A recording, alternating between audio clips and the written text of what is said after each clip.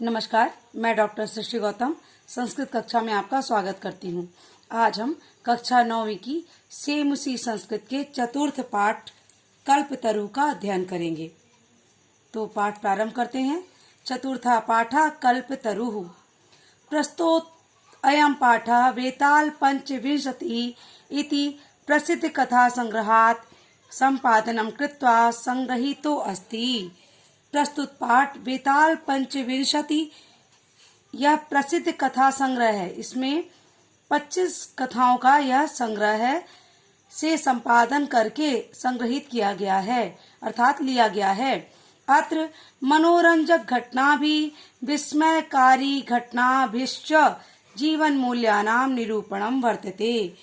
ये जो कथा है इसमें मनोरंजन और विस्मयकारी घटनाओं के साथ साथ क्या बताया गया है, जीवन मूल्यों का निरूपण बताया गया है, निरूपण किया गया है।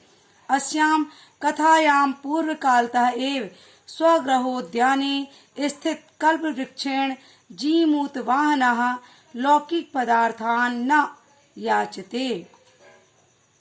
अस्याम इस कथा में पूर्व कालतः पूर्व के समय में यानी बहुत पहले एव स्वगृहोद्याने अपने ही घर के उद्यान में अर्थात बगीचे में स्थित कल्प वृक्ष के द्वारा जो जीमूत वाहन का एक राजा था वो लौकिक पदार्थान न याचते, लौकिक पदार्थों की याचना नहीं किया। उसके गृह के उद्यान में ही कल्प वृक्ष लगा हुआ था लेकिन वह लौकिक पदार्थों की याचना नहीं करता, यानी कल्प वृक्ष से वो लौकिक पदार्थ नहीं मांगता। अपितु सह सांसारिक प्राणिनाम दुखानि अपाकरणाय वरम याचते, बल्कि वह सांसारिक प्राणियों के लिए दुख को दूर करने के लिए, अपकरणाय दुख को दूर करने के लिए वरम याचितम वरदान मांगता है कि संसार के लोगों का दुख कैसे दूर हो जाए।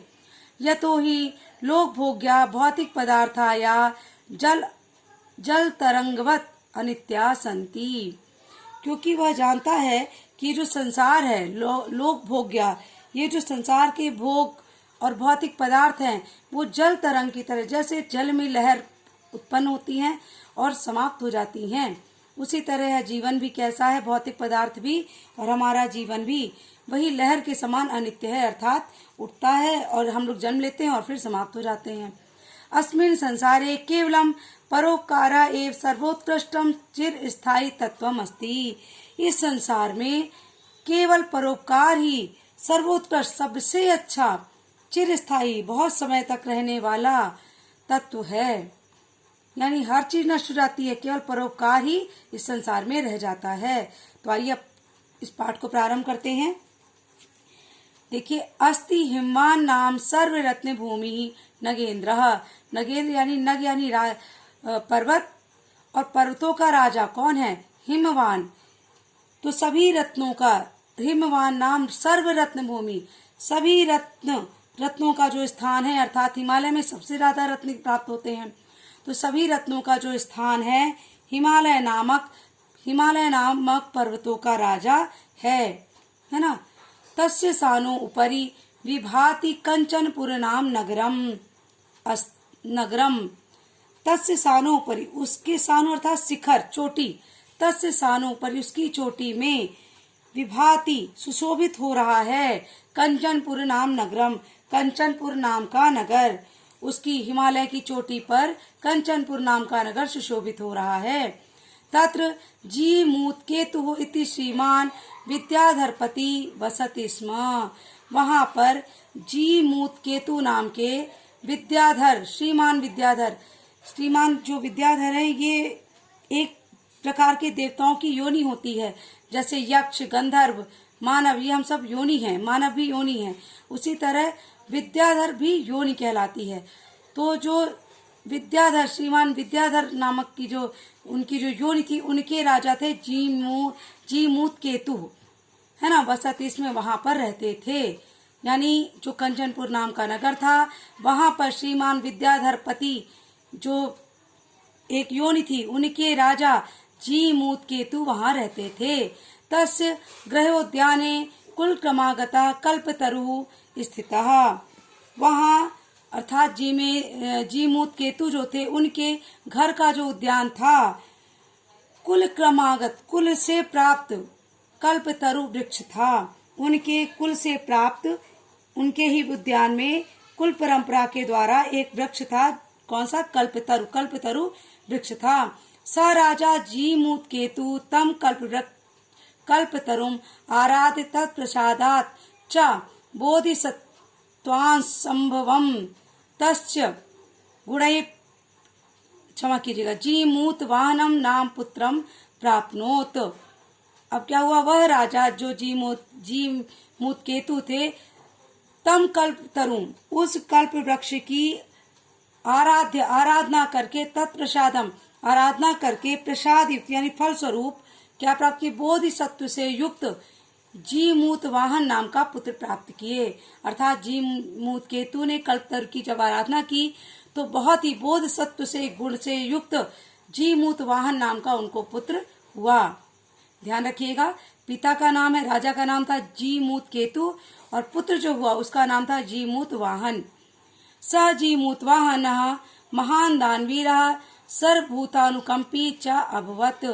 और वह जो उनका पुत्र हुआ जीमूत वाहन, वह महान दानवीर और सभी प्राणियों पर कृपा करने वाला हुआ। स जीमूत वाहन, वह जीमूत वाहन महान दानवीर और सभी प्राणियों पर अनुकंपी यानी अनुकंपा करने वाला, कृपा करने वाला हुआ। तस्य गुणै प्रसन्ना स्वसचिवैश्च प्रेरितः राजा कालेन संप्राप्त यौवनं तं यौवराज्ये अभिषिक्तवान।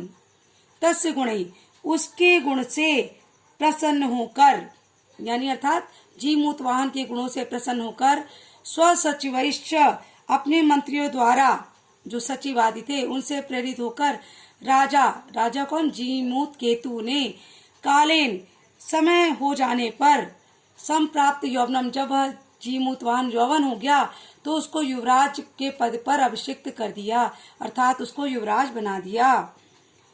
कदाचित हितैषिणा पितृमंत्रिणा यौवराज्ये स्थितं तं जीमूत वाहनम उक्तवन्तः। कदाचित कभी कोई हितैषी जो उनके पिता के मंत्री आदि थे वो युवराज जीमूत वाहन से बोले, जब वह युवराज बन गया जीमूत वाहन से बोले, युवराज, हे युवराज, योयम सर्व कामदा कल्पतरु तवोद्याने तिष्ठति सा तव सदा पूज्यः। हे युवराज, योयम यह जो सभी कामनाओं को पूरा करने वाला कल्प वृक्ष आपके उद्यान में है, आपके द्वारा वह सदा ही पूज्य है। स तव सदा पूज्य, उसकी सदैव आराधना कीजिएगा, उसकी सदैव पूजा कीजिएगा, वह आपके द्वारा सदैव ही पूजित रहना चाहिए। अस्मिन् अनुकूले स्थिते सति शक्रो अपि अस्मान् बाधितुं न शक्नुयात् इति। अस्मिन् अनुकूले अर्थात ये जो वृक्ष है इसके अनुकूल रहने पर क्या होगा? शक्र अर्थात भगवान इंद्र, देवताओं के राजा कौन है? भगवान इंद्र है।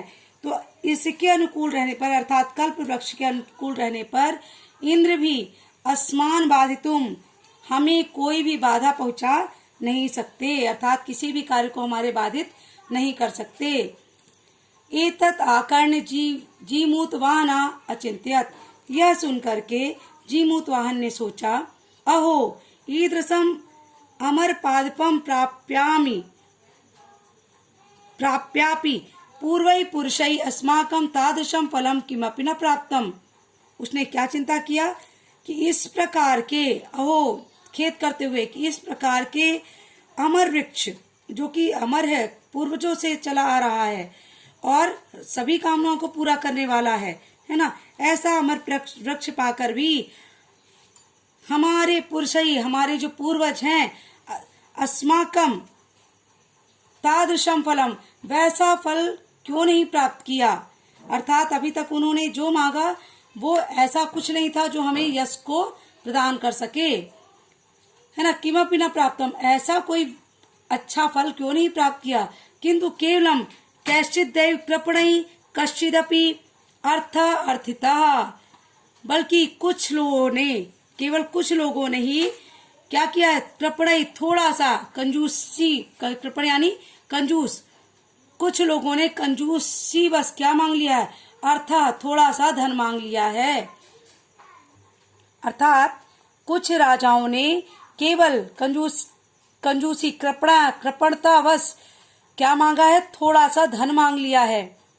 लेकिन तद हम अस्मात् कल्पतरो अभीष्टम साधयामि, लेकिन मैं इस कल्पतरु से अभीष्ट मन चाहा वर प्राप्त करूंगा। इति एवं आलोच्य स पितु अंतिकम अगच्छत, ऐसा सोच करके, ऐसा मान करके वह अपने पिता के पास आ गया। आगत्य च सुखमासीनम पितरम एकांते नवेद्यत, आ करके आराम से वह सुखम आसीनम, आराम से बैठे हुए पिता को देखकर एकांत नवेद्यत, एकांत में उसने निवेदन किया। तात, हे पिताजी, हे तात, तुम तू जानसी, आप तो जानते हैं, एव यद अस्मिन् संसार सागरे अशरीरम इदम सर्वम धनम विचिवत चंचलम। हे पिताजी, आप तो जानते हैं कि इस संसार में, इस संसार रूपी सागर में, संसार सागरे, इस संसार रूपी सागर में शरीर, अशरीर, इस शरीर के साथ साथ सर्वम धनम, संपूर्ण धन, विचिवत चंचलम, लहर के समान, तरंग के समान, चंचलम, चंचल है अर्थात अस्थिर है। जैसे ही जल की लहर आती है और उसी में विलीन हो जाती है, उसी प्रकार ये शरीर और संपूर्ण धन आता है और समाप्त हो जाता है। एका परोपकार एव अस्मिन् संसारे अनस्वरः, एक परोपकार ही है जो इस संसार में अनस्वर है, अर्थात वह नष्ट नहीं होता है। यो युगांत पर्यंतम यशम प्रसूते, वह युग तक जो परोपकार ही एकमात्र फल है जो युगों तक चलता है, प्राप्त होता है। तब अस्माभिः ईदृशा कल्पतरु किमर्थम, तो हमारे पास जो इस प्रकार का कल्पतरु है, कल्प वृक्ष है, वह किस लिए, आगे देखते हैं, क्षमा कीजिएगा, आगे देखते हैं। तो हमारे द्वारा इस प्रकार के कल्पतरु की किमर्थम, किस लिए, रक्षते, रक्षा की जाती है। इस प्रकार का ये जो कल्प वृक्ष है उसकी रक्षा हमारे द्वारा किस लिए की जाती है। यश पूर्वैरयम्, और जिन पूर्वजों के द्वारा ये कहा गया मम मम इति अग्रहेण रक्षितः, और जो हमारे पूर्वजों ने ये कहा कि यह मेरा है, यह मेरा है, यह कहकर इसकी दृढ़ता पूर्वक रक्षा की है, इस कल्पतरु की दृढ़ता पूर्वक रक्षा की है। इति आग्रहेण रक्षिता, है ना। ते इदानीम कुत्र गता, वे अब कहाँ चले गए, अर्थात उन्हें कोई नहीं जानता कि यह कल्पतरु हमारे कुल में किसने लाया, किसने इसकी रक्षा की, है ना। क्यों, क्योंकि उन्होंने धन मांगा, लेकिन ऐसा कोई कार्य नहीं किया जिससे उन परोपकार का कोई कार्य नहीं किया ताकि उन्हें यश प्राप्त हो सके। तेसाम कश्यायम, तेसाम, वे सब कहाँ गए हैं, अब वे कहाँ हैं। अस्य वाक्यते, है ना, अर्थात अब वे कहाँ गए। तस्मात् परोपकारै कार्य फल सिद्धये त्वदाज्ञया इमं कल्पपादपम आराध्यामि, अर्थात जो जीवोत्वाहन है वह कहता है कि जिसके द्वारा, जिन पुरुषों के द्वारा यह पेड़ लाया गया, जिन्होंने साधिकार यह कहा कि यह मेरा है, यह मेरा है, यह कहकर जिन्होंने इसकी रक्षा की, वे सब कहाँ गए, अर्थात उन्हें कोई नहीं जानता। या फिर लेकिन तस्मात् परोपकारै, लेकिन इस वृक्ष की क्या करूंगा मैं, परोपकार के लिए, परोपकार के लिए फल, परोपकार के फल की सिद्धि के लिए, यानी परोपकार को प्राप्त करने के लिए तुम्हारी आज्ञा से, अर्थात हे राजन, हे पिताजी, आपकी आज्ञा से यम कल्पपादपम आराध्यामि, मैं इस कल्प वृक्ष की आराधना करना चाहता हूँ, अर्थात मैं इस कल्प वृक्ष की आराधना करके परोपकार का कार्य करना चाहता हूँ। अत पित्रा तथा इति अभिज्ञान ज्ञात सा जीमूतवाहना कल्पतरुम उपगम्य उवाच। इसके बाद पिता ऐसा सुनकर के, जब जीमूतवाहन की ऐसी वाणी सुनकर के पिता ने क्या कहा, तथा वैसा ही, तथा इति वैसा ही करो, अर्थात तुम्हारी जैसी इच्छा है, तुमने जैसा कहा है वैसा ही करो। तथा इति अवज्ञात वैसा ही करो। स जीमूतवाहना वह जो जीमूतवाहन था, कल्पतरुम उपगम्य कल्पतरु के सामने जाकर बोला, क्या बोला, देव त्वया अस्मत् पूर्वेषाम अभिष्टा कामा पूरिता।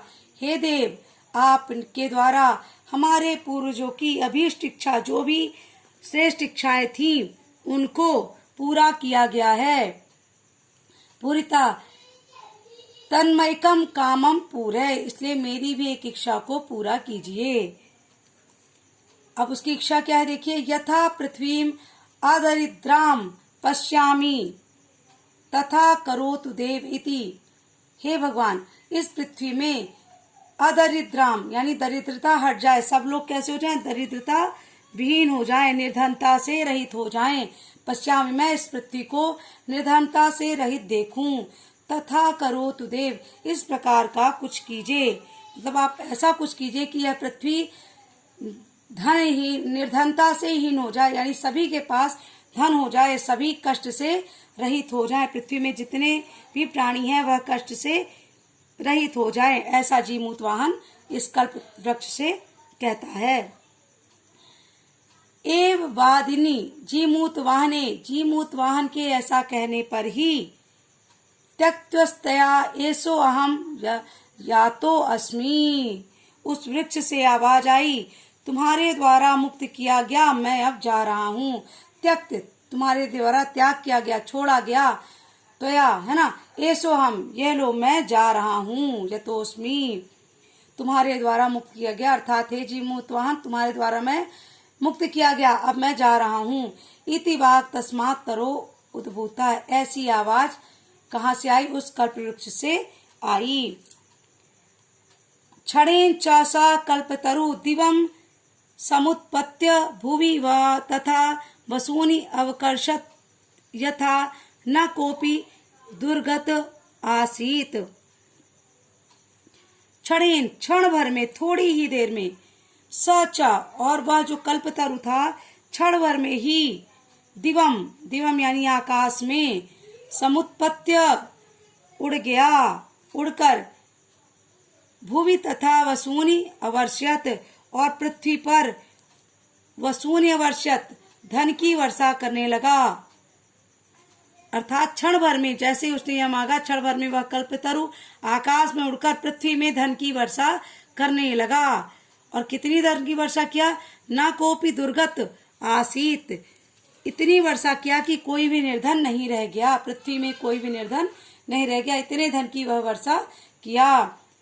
ततस्तस्य जीमूतवाहनस्य सर्वजीवानुकंपया सर्वत्र यशः प्रथितम्, इससे उस जीमूतवाहन के सभी जीव, इसके द्वारा इस प्रकार करने से जो जीमूतवाहन ने कार्य किया, सभी जीवों के प्रति कृपा उसने दिखाई, इसलिए सर्वत्र यशा प्रथितम, प्रथितम यानी प्रसिद्धि फैल गई।